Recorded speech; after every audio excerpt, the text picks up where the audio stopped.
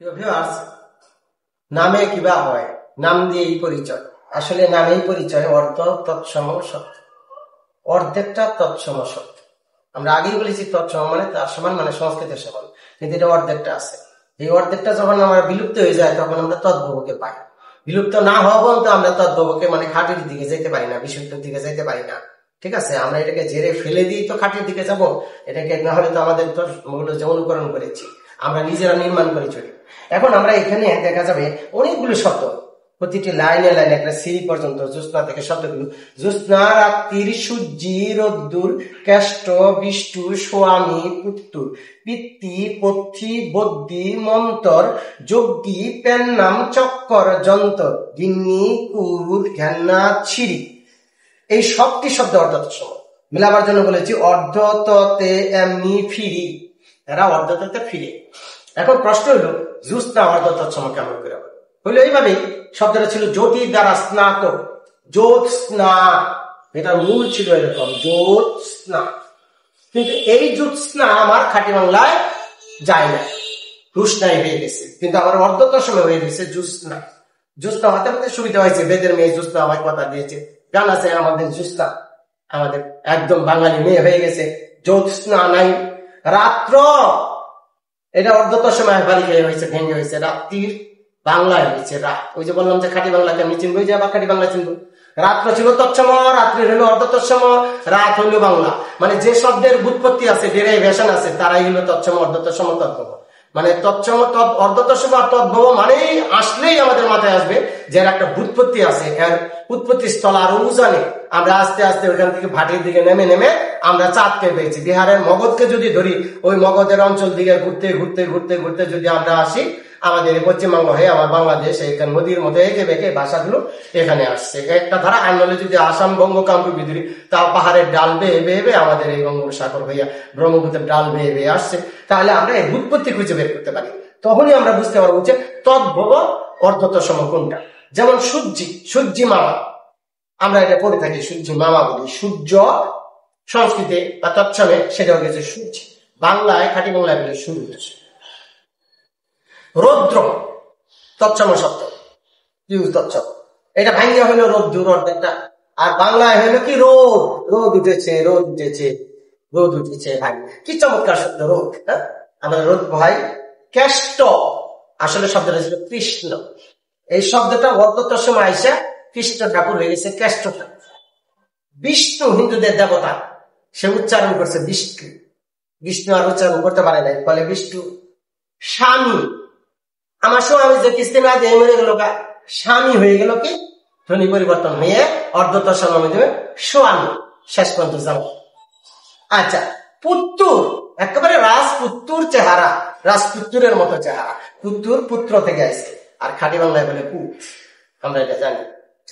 পিত্তি, মানে যেটা গোল ব্লাডার বলি, মানে পিত্তথলি বলি, সেই পিত্ত হয়ে গেল পিত্তি। এই পিত্তি, পিত্ত, পিত্তি থেকে হয়েছে পিত। পিত কিন্তু দুটা, যদি পয় দীর্ঘকারে পিত দেখেন পিতাম্বর, ওই পিত দেখি পিত জাতি, তাহলে হলুদ জাতি, জাপানি। আর এই পিত হইল গোল ব্লাডার, যেটা ইয়ের মধ্যে সবুজ রঙের যেটা থাকে একটা মাছের আমাদের শরীরের মধ্যে গাছ। হ্যাঁ, পথ্যি, পথ্যি হইল থেকে পথ্য থেকে, আমরা যে ওষুধ পথ্য বলি সেই পথ্য, সেটা হইল পথ্যি ভেঙ্গা। এটাই আমার পথ দেখানি রাস্তা, মানে কি, মানে শুধু ঔষধে চলবে না, পথ্যিও লাগবে। মানে পথ হইলো, আসল পথ হলো এই ওষুধের সাথে যে সাপোর্ট থাকে, যে খাবারগুলি ফলমূল খাইতে বলে ডাক্তার যা যা বলে সেটি তো, এটাই সেই পথ্যি বা পথ। বদ্যি, বদ্যি কই, বৈদ্য থেকে, বৈদ্য হইলো কি বদ্যি, বদ্যি থেকে হইলো বাঁশ, গয়ের নিচে ফোটা হয়ে গেল রাস, কবিরাস। এই বদ্যি, বৈদ্য হয়ে গেল যে আমরা বৈদ্য বলি, যেটা হিন্দুদের মধ্যে টাইটেল আছে অনেকের বৈদ্য, সেই বৈদ্য হয়ে গেল বদ্যি।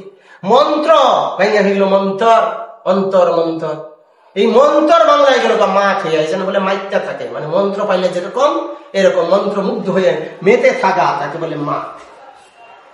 এইভাবে যজ্ঞী শব্দটা কিন্তু যজ্ঞ ছিল, যেরকম গরিগজ যজ্ঞ, হিন্দুরা যেটা যজ্ঞ করে, ওম সাহা গীত দিয়ে আগুনের মধ্যে করে যেটা যেটা যজ্ঞ করে, সেই যজ্ঞ হয়ে গেল যজ্ঞী। এই যজ্ঞী এক সময় হয়ে গেল যাক, এই জন্য বলে জাঁকজমক অনুষ্ঠান, যজ্ঞ করা লাগতো আগে কোন অনুষ্ঠান করলে, একেবারে আমরা দেখেছি যে রামচন্দ্র যখন সীতাকে নিয়ে আসলেন তখন তাকে যজ্ঞ করতে হয়েছে, অশ্বমেধ যজ্ঞ করতে হয়েছিল, তাকে নানান প্রায়শ্চিত্ত করার জন্য এগুলো করে যজ্ঞ। প্যান নাম হই হুজুর, এই যে প্যান নাম হই হুজুরটা বললো থেকে শব্দটা ছিল তো প্রণাম, রকলা মধ্যাহ্ন একা তৎসম শব্দ মধ্যাহ্ন, অদ্যত মধ্যাহ্ন হয় না, তাই দন্তান হইল, রকলা ছেড়ে দিল সে প্রণাম, প্রণাম হয়ে গেল প্যান নাম। প্যান নামের পরে আর খাটি বাংলা হলো না, হলো না, সবই হবে তাহলে তো 40,000 হয়ে 55,000 হইত। এই জন্যই তার শর্টেজ, তার সংক্ষিপ্ততা মানে কম। চক্র, এই চক্র ছিন্ন করবে কে? এই চক্র হয়ে গেল কি? চক্র হয়ে গেল চক্কর, মাথাটা চক্কর মারছে মানে ঘুরানি মারছে। এরপরে শব্দটা হইলো চাকা। চাকা কেমন? ওই চক্রাকার, চাকাকার মানে গোলাকার, এই জন্য চাকা। আমরা চাকা পাইলাম, চক্র, চক্কর, চাকা। তাহলে চক্র যদি তৎসম হয়, অর্ধতম হলো কি? চক্কর, আর বাংলায় গেল চাকা কাটি বাংলা। এইভাবে ডিরাইভেশন দিয়ে চাকা থেকে বুঝাই বলি যে চাকারই কি অর্ধতৎসমকে বুঝাই যায়, তাহলে চক্কর, চক্কর থেকে তাহলে তৎসম কি? চক্র। তাহলে আমি তো তৎসম চিনলাম, অর্ধ তৎসম চিনলাম, তদ্ভাবে শিখলাম। আমরা তো একভাবে শিখতে চাই আর মুখস্থ করতে যাই, মুখস্থ করতে বুঝে বুঝে মুখস্থ করতে, মুখস্থ না। যেমন আমি কবিতা বানাইছি, কেন কবিতা বানাইছি? মুখস্থ করার জন্য। এটা স্টপ। ব্যাংকে টাকা থাকতে হবে, তারপরে আমি যা ইচ্ছা তাই ব্যবহার করতে হবে। ব্যাংকের টাকার মতো মুখস্থ একটা শক্তি, আমরা সেটা করবো। কিন্তু সেই মুখস্থ যদি শুধু মুখস্থই হয় তাহলে কিন্তু চৌর্যবৃত্তির মতো হয়ে যায়। রবীন্দ্রনাথ বলছিল এর চেয়ে বড় নকল কিন্তু আর নাই।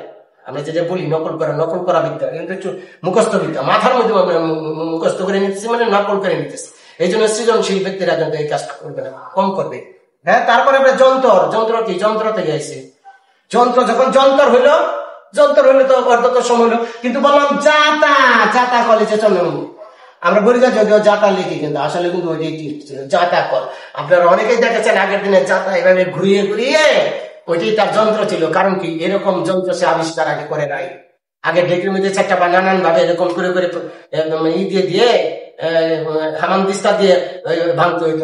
কালাই ভেঙে পালানোর জন্য সুন্দর জিনিসটা ঘুরায় যন্ত্রের মধ্যে যাতা দিয়ে ঘুরাইতো। আর আমাদের এই মেশিনে আসার আগ পর্যন্ত এভাবেই আমার মায়েরা, আমাদের নানিরা, দাদিরা সবাই মিলে যাতা করে পিষে কালাই দিয়ে মানে ভাঙতো। আমরা ডাল মানে সরেশ্বরের ডাল, মুগ ডাল, এই যে মুগ ডাল বললাম কোথা গেছে?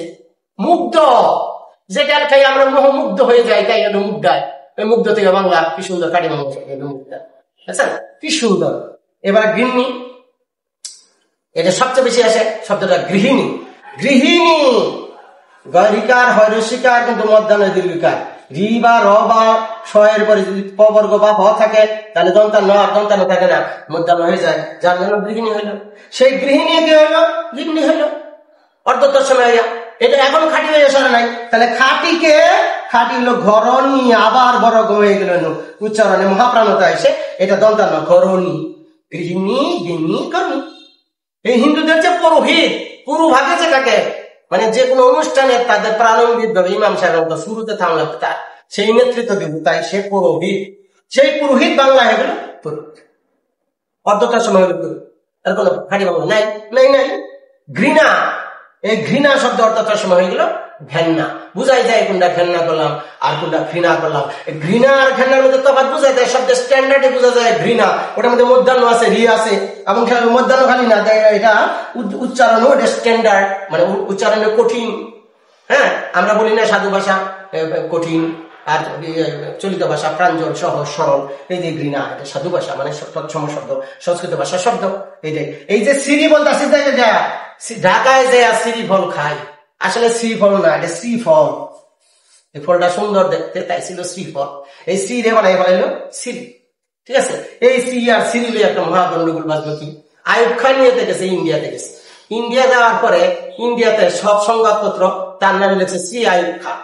শ্রী আইয়ুব খান লেখার পরে সে পাকিস্তান যাইয়া তার মাথা গেছে নষ্ট হয়ে। আমার শ্রী ডাকলাম, আমি মুসলমান, আমার মোহাম্মদ আইয়ুব খান না বলে শ্রী আইয়ুব খান।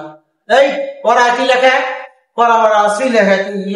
ওদের যত শ্রী আছে সব কাটা সব জনাব লিখে দাও। ওরা বাংলা কোন পাকিস্তানে কোন শ্রী লিখতে পারে না, সব জনাব লিখে। আর জনাব লিখতে গিয়ে যে কাজটা হয়েছে, আসছে দুর্গাপূজা। এই দুর্গাপূজার মধ্যে তার উপরে লেখা শ্রী শ্রী দুর্গা সহায়। এখন সব হয়ে গেছে শ্রী কাটে হয়েছে জনাব দুর্গাপূজা। শ্রী শ্রী কাটা দিয়া নতুন ফতুয়া দিয়ে দুর্গা সহায়, জনাব দুর্গা সহায়।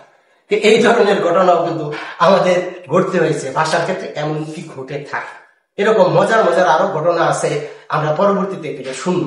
এবং আপাতত এটা জেনে রাখলাম যে আমাদের অর্ধতৎসমের এই ছড়াটার মধ্যে কতগুলি শব্দ আমাদের এই যে জানা থাকলে তো আমরা অর্ধতৎসমকে ধরে পেতে পারি। আরেকটা ধরতে পারি কিভাবে, ক্যারেক্টার দিচ্ছে যে দুইটার মাঝখানে যেটা তদ্ভব না তৎসমের মাঝখানে যেটা পরে রয়েছে এটি হলো অর্ধতৎসম। যেমন আবার বলি, জ্যোৎস্না রাত্রির সূর্যি রোদ্দুর কেষ্ট বিষ্টু স্বামী পুত্তুর পিতৃ পথি বদ্যি মন্তর যজ্ঞি প্যানাম চক্কর যন্তর গিন্নি পুর দেখেন না ছিরি অর্ধ ততে এমনি ফিরি। ধন্যবাদ, আমরা আবার ফিরে আসবো।